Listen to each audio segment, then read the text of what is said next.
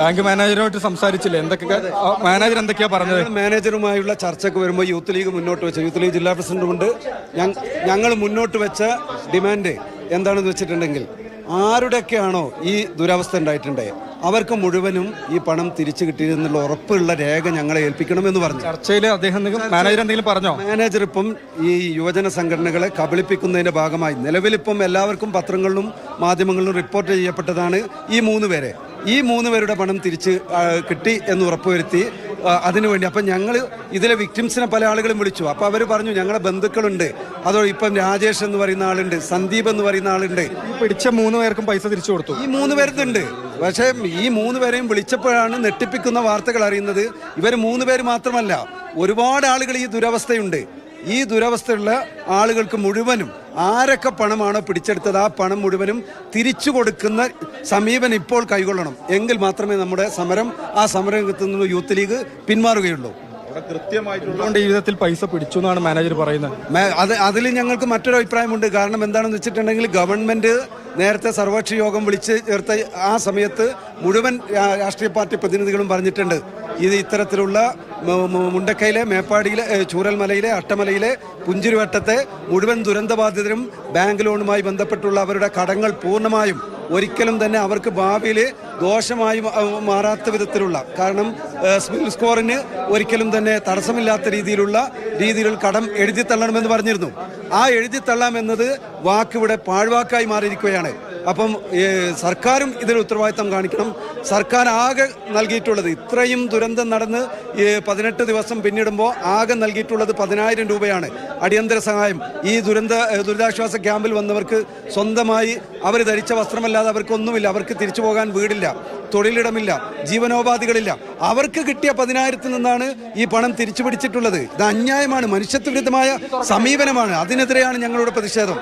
അതുകൊണ്ട് ഞങ്ങളിവിടെ ആവശ്യപ്പെട്ട ചില കാര്യങ്ങളുണ്ട്. പരസ്യമായി ഖേദപ്രകടനം നടത്താൻ ഒന്ന് ബാങ്ക് അധികൃതർ തയ്യാറാവണം. രണ്ടാമത് ഇവരുടെ മുഴുവൻ ലിസ്റ്റും ആ ലിസ്റ്റ് ഇവിടെ ഞങ്ങൾക്ക് ബോധ്യം വരണം. എങ്കിൽ മാത്രമേ സമരം അവസാനിപ്പിക്കുകയുള്ളൂ. ഈ മാനേജർ ഈ ചർച്ചയിൽ വേറെ എന്തെങ്കിലും കാര്യങ്ങൾ പറഞ്ഞോ? ഇത് ഞങ്ങൾ വളരെ പ്രയാസപ്പെട്ട് കഴിഞ്ഞ 20 ദിവസമായിട്ട് രക്ഷാപ്രവർത്തനത്തിൽ നിൽക്കുന്ന ആളുകളാണ്, എല്ലാ യുവജന സംഘടനയിലുള്ള ആളുകൾ. ഞങ്ങൾ ഇന്നലെ ഞങ്ങളുടെ പ്രദേശത്തുള്ള ആളുകളുടെ തുക, അതായത് വളരെ പാവപ്പെട്ട ആളുകൾ, 1 രൂപ പോലും ഇല്ലാത്ത ആളുകൾക്ക് സർക്കാർ നൽകിയ തുക വലിയ അനുഗ്രഹമായിട്ടാണ് ഞങ്ങളൊക്കെ നോക്കിക്കണ്ടത്. ആ തുകയിൽ നിന്നും ഒരു മര്യാദയുമില്ലാതെ ഈ ഒരു പ്രളയത്തിൻ്റെ എല്ലാ പ്രയാസവും ഏറ്റ് വളരെ പ്രയാസപ്പെട്ട് ജീവിക്കുന്ന ആളുകളുടെ അക്കൗണ്ടിൽ നിന്ന് ഈ തുക പിടിച്ച ഒരു വേദനയോട് കൂടിയാണ് ഞങ്ങൾ രാവിലെ ഈ ബാങ്കിലേക്ക് സമരവുമായിട്ട് കടന്നത്. ബാങ്കിൻ്റെ ഉത്തരവാദിത്തപ്പെട്ട ഉദ്യോഗസ്ഥരും പോലീസും നടത്തിയ ആദ്യഘട്ട ചർച്ചയിൽ ഈ ഇനത്തിൽ മുഴുവൻ പിടിച്ചെടുത്ത മുഴുവൻ തുകയും അതാത് ആളുകളുടെ അക്കൗണ്ടിലേക്ക് ഏകദേശം ഇത്ര സമയം കൊണ്ട് തന്നെ പൂർണ്ണമായും തിരിച്ചു നിക്ഷേപിക്കാമെന്ന ഉറപ്പിലാണ് ഈ ബാങ്ക് തുറക്കാനും ഈ ബാങ്കിലേക്ക് അതിൻ്റെ നടപടികൾ നടത്തുന്നതിനു വേണ്ടി ഞങ്ങൾ യുവജന സംഘടനയുടെ ആളുകളും ബാങ്ക് ഉദ്യോഗസ്ഥരും പോലീസും ഇതിൻ്റെ ഉള്ളിൽ കയറിയിരുന്നു.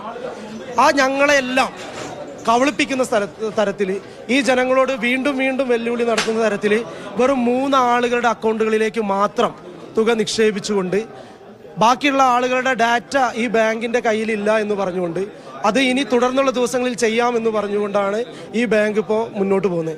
ഒരു രീതിയിലും ആ നടപടി അംഗീകരിക്കാൻ കഴിയില്ല. 3 പേര് മാത്രമല്ല, കൂടുതൽ ആളുകളുടെ പൈസ ഈടാക്കിയിട്ടുണ്ടെന്നാണല്ലേ? എൻ്റെ ഫോണിൽ ഇതാ വിപിൻ ദാസ് ഇപ്പോൾ അയച്ചതാ. ഈ വിപിൻ ദാസിന്റെ ലിസ്റ്റ് ഒന്നും ഈ ബാങ്കിലില്ല. അദ്ദേഹത്തിന്റെ കയ്യിലും ഏകദേശം 4,000-ഓളം രൂപ നഷ്ടപ്പെട്ടിട്ടുണ്ട്. അങ്ങനെ ഒരുപാട് ആളുകൾ ആ ക്യാമ്പിൽ നിന്ന് ഈ വിവരം അറിഞ്ഞിട്ട് ഞങ്ങളോട് ബന്ധപ്പെട്ടുകൊണ്ടിരിക്കുകയാണ്. ഈ ബാങ്കിന് ഒരു ഡാറ്റ ഇല്ലേ? ഈ ബാങ്കിൽ ആ പറയുന്ന ബ്രാഞ്ചിൽ, ചുരൽമല ബ്രാഞ്ചിൽ നിന്നും എത്ര ആളുകൾക്ക് ലോണ് കൊടുത്തിട്ടുണ്ട്, എത്ര ആളുകൾക്ക് ഓട്ടോമാറ്റിക് ഡെബിറ്റ് സിസ്റ്റം ഈ അക്കൗണ്ടിൽ സെറ്റ് ചെയ്തിട്ടുണ്ട്, അതെല്ലാം ഇവർക്ക് ഒന്ന് സ്റ്റോപ്പ് ചെയ്യാനുള്ള ഒരു സിസ്റ്റം പോലും ഈ നാഷണലൈസ്ഡ് ബാങ്കിന് ഇല്ല എന്നാണോ ഞങ്ങൾ വിശ്വസിക്കേണ്ടത്? ഇതിൽ തീർത്തും സർക്കാരിന്റെ വീഴ്ചയാണ്. ക്യാമ്പിലാണോ വിപിൻ ദാസ് ഇപ്പോൾ ഉള്ളത്? മേപ്പാടിയിലാണുള്ളത്. അദ്ദേഹമാണ് നമ്മളുമായിട്ട് ബന്ധപ്പെട്ടത്. ഇപ്പോൾ ഈ ഒരു ലിസ്റ്റ് വന്നപ്പോൾ അദ്ദേഹം പാസ്ബുക്ക് അടക്കം നമുക്ക് അയച്ചു തരുന്ന ഒരു പ്രതിഷേധം അങ്ങനെ ബാങ്കുമായി ബന്ധപ്പെട്ടുണ്ടായിരിക്കുന്നു. ഇത്രയും പ്രതിഷേധമൊക്കെ അവിടെ നടത്തിയിട്ട് കൂടി ബാങ്കിന്റെ ഭാഗത്തു നിന്നും ഒരു ഉദാര സമീപനം ഇനിയും ഉണ്ടാകുന്നില്ല എന്നാണ് മനസ്സിലാക്കേണ്ടത്. കാരണം ഒളിച്ചു കളിക്കുകയാണ് ഈ ഗ്രാമീൺ ബാങ്ക് എന്നുള്ളതാണ് ഏറ്റവും ഒടുവിലായും നമുക്ക് മനസ്സിലാക്കാൻ കഴിയുന്നത്. ഒരു ഡേറ്റ പോലും അവരുടെ കയ്യിലില്ല. 3 പേർക്ക് മാത്രമാണ് ഇപ്പോൾ പണം തിരികെ നൽകുന്ന ഒരു സാഹചര്യം ഉണ്ടായിരിക്കുന്നത്. പക്ഷേ അതിനപ്പുറത്തേക്ക് ആളുകൾ ഉണ്ട് എന്ന് പറയുമ്പോൾ ബാങ്ക് വീണ്ടും ഒളിച്ചു കളിക്കുകയാണ്.